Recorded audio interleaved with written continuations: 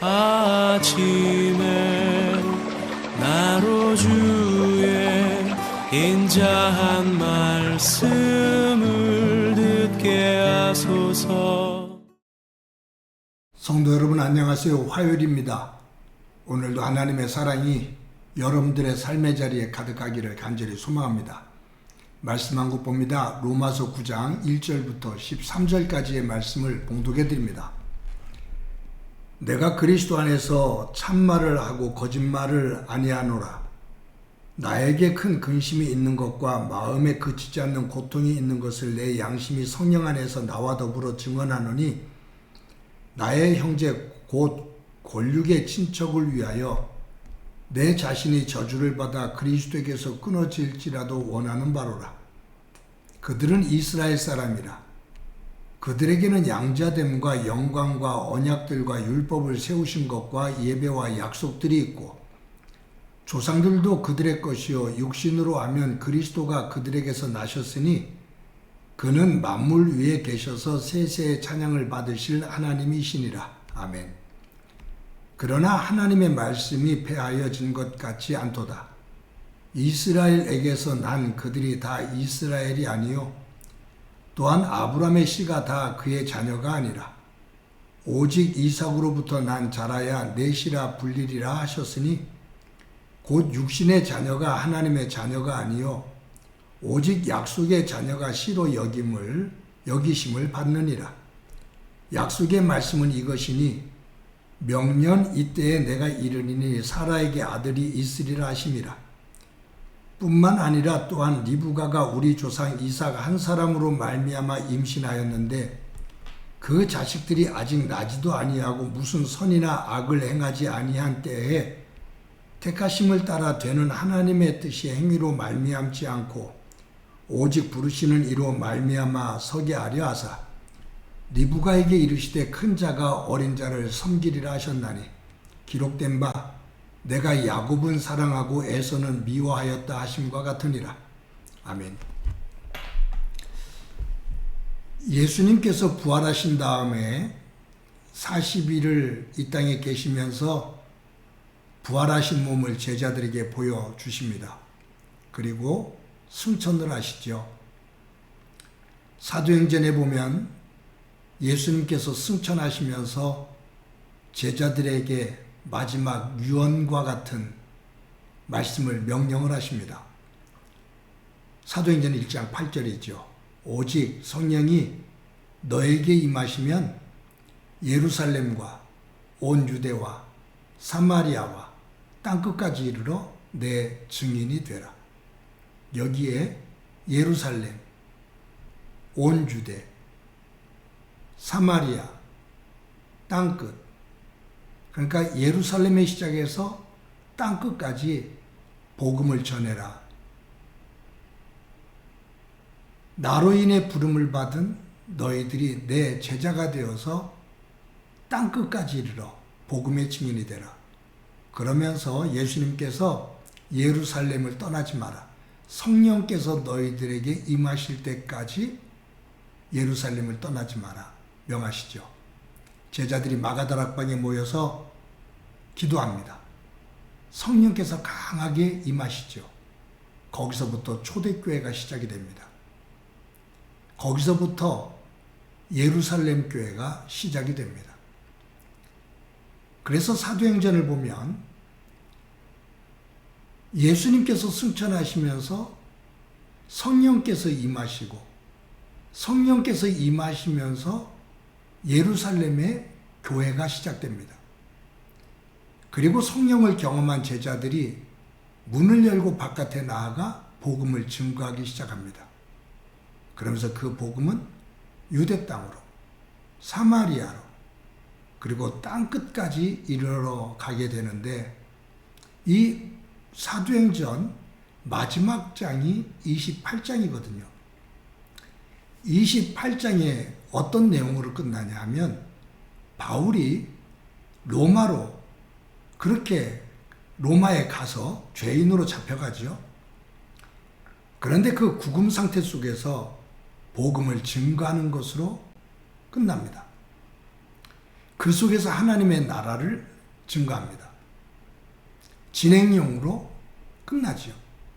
그래서 사도행전은 예수님의 사도행전 1장 8절인 이 성령이 임하시면 예루살렘과 온 유대와 사마리아와 땅끝까지 이르러 복음의 증인이 되라 라는 이 명령을 받고 성령께서 임하셔서 예루살렘에서 복음이 증거되어지면서 날마다 숫자가 더해지고 그러면서 그런 여러 가지 과정을 거치며 그 당시를 지배하고 있는 로마 제국의 수도인 로마의 복음이 전해지는 그것으로 사도행전이 끝이 납니다.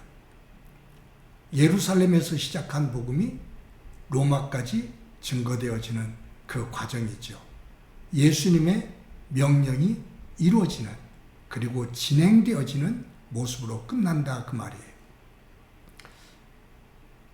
여러분, 우리가 사도행전을 중심으로 초대교회를 볼 때 두 개의 중요한 교회가 있습니다.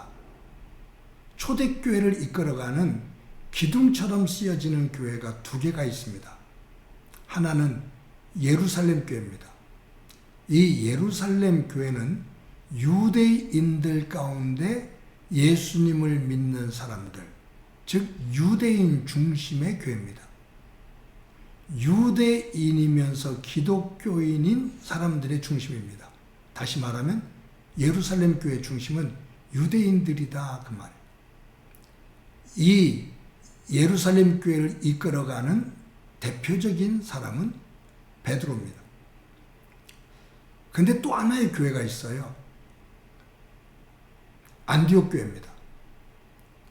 이 안디옥 교회는 이방인들이 중심이 된 교회입니다.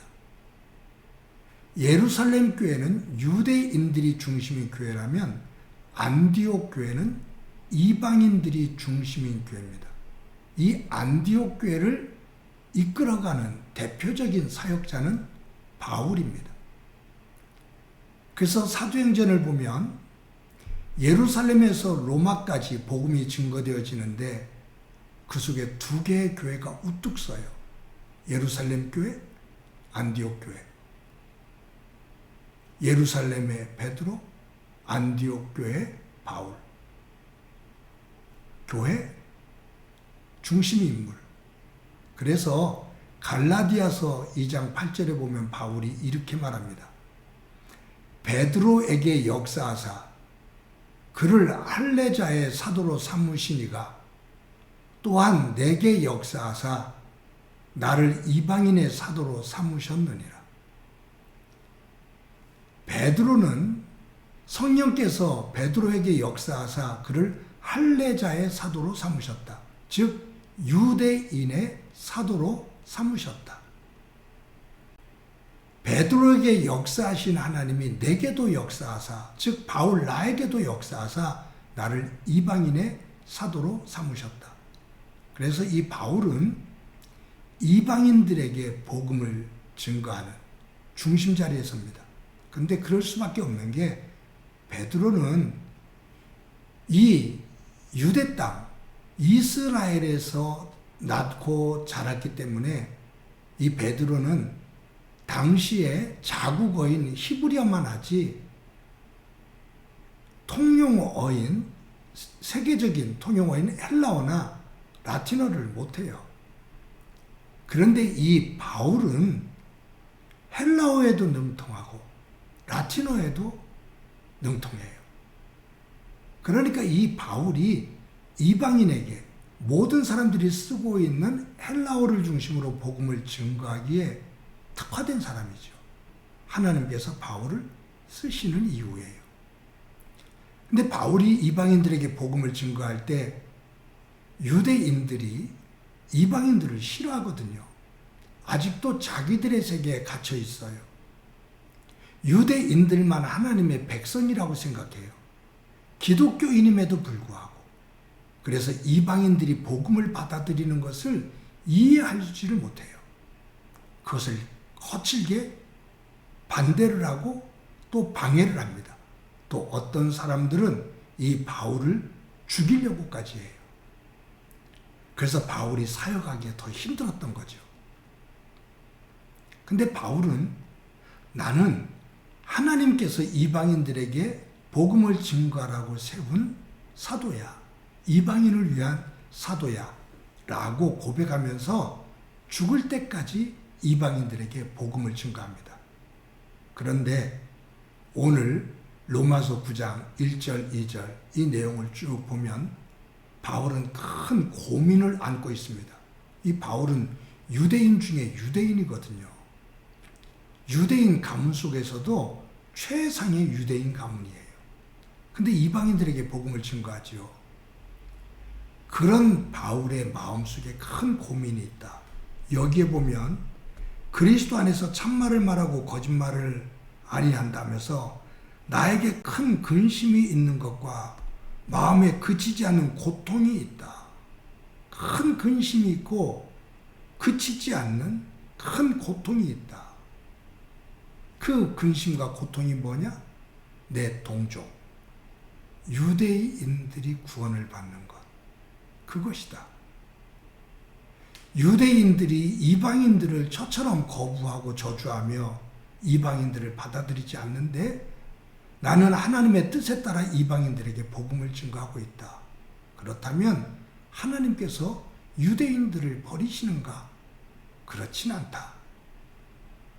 유대인들이 언젠가는 하나님 앞에 돌아올 날이 올 거다. 예수 그리스도의 그 구원의 세계를 깨닫고 하나님의 백성의 자리에 분명 돌아오는 때가 있을 거다. 만약 내 동족인 유대인들이 구원을 받을 수 있다면 내가 그리스도 안에서 내가 저주를 받아서라도 달리 말하면 내가 하나님 나라에 들어갈 수 없다 하더라도 내가 하나님 나라에 못 들어가도 만약에 나로 인해 동족이 유대인들이 구원을 받을 수 있다고 한다면 나는 그 길을 가겠다. 그것을 선택하겠다. 라고 말해요. 그만큼 동족에 대한 구원, 그것에 대한 간절함이 있는 거죠. 사랑하는 성도 여러분, 바울은 복음을 증거하면서 유대인이든지 이방인에게든지 하나님은 모든 사람들을 사랑하신다라는 것을 전합니다. 이것은 바울만이 아니라 사실은 하나님께서 선택하신 구약의 믿음의 조상 아브라함 때부터 진행되는 내용이에요. 하나님께서 아브라함을 선택하신 것은 아브라함과 그의 후손만을 택한 것이 아니죠. 즉 유대인만을 택한 것이 아니에요. 열방의 아버지라고 이름을 바꿔주신 것은 너를 통해 너의 후손을 통해 모든 민족들이 구원받기를 원하는 통로가 되기를 원한 거죠. 그런데 유대인들이 착각을 한 거고요. 그런데 오늘 이 본문에서 우리가 한 가지 바울에게서 배워야 될 것, 복음에 대한 간절함입니다. 구원에 대한 간절함입니다. 내가 그리스도 안에서 저주를 받아 내가 끊어질지라도 내가 하나님 나라 못 간다 할지라도 만약에 그렇게 해서라도 내 동족이 구원을 받을 수 있다면 나는 그 길을 선택할 거야. 저와 여러분이 내 가족들 가운데 예수를 믿지 않는 가족, 내 남편, 내 아내, 내 자녀, 내 부모, 내 형제, 내 이웃, 그들의 영혼에 대한, 영혼 구원에 대한 이와 같은 간절함을 가지고 있나? 복음 전도에 너무 무뎌져 있는 우리는 아닌가? 한 영혼의 구원에 대해서 우리가 너무 무관심한 것이 아닌가 하는 생각을 갖게 됩니다. 요즘 사회가 이렇게 흉흉해서 또 특히 기독교가 제 자리를 바르게 서지를 못해서 복음을 증거하기가 매우 사나운 시대에 사는 것은 당연합니다. 그럼에도 불구하고 우리가 한 영혼을 사랑하는 마음을 가지고 바울의 심정으로 내 가족들에게, 이웃들에게 복음을 증거하며 저의 영혼을 하나님 앞에 세울 수 있는, 흔들어 깨우는 은혜가 있기를 간절히 소망합니다. 한번 기도합니다. 하나님 감사합니다. 사도 바울이 동족 유대인들의 구원을 이룰 수 있다면 내가 하나님 나라에 들어갈 수 없다 할지라도 나는 그 길을 따르겠다라고, 그 길을 선택하겠다라고 고백하며 영혼을 사랑하는 모습을 봅니다. 내 가족, 내 남편, 내 아내, 내 부모, 내 자녀, 한 영혼의 구원에 대한 바울처럼 갈망함이 있는지 우리를 점검해 볼 수 있게 하옵소서. 복음을 증거하며 한 영혼을 구원하는 기쁨이 있게 하옵소서. 예수님의 이름으로 기도드립니다. 아멘.